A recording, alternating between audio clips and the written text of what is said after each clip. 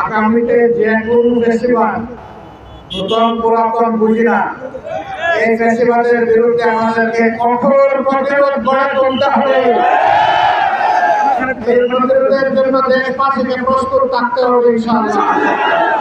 বিশেষ করে যে যুবকরা বুক চিকে রক্ত দিয়ে জীবন দিয়ে আমাদের কাছে বাংলাদেশকে আমানত রেখে নিয়েছে, আমরা সেই রক্তের সাথে কাউকে বেইমানি করতে দেব না ইনশাআল্লাহ।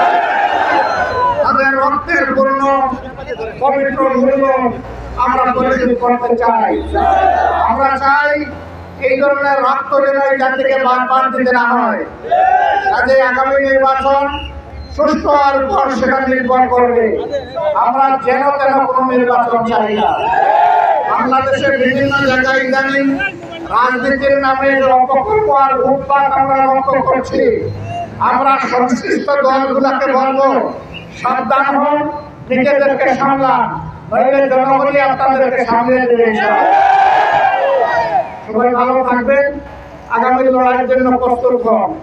এই লড়াইয়ে কোরআন বুকে দিয়ে আমরা জিতবো ইনশাআল্লাহ।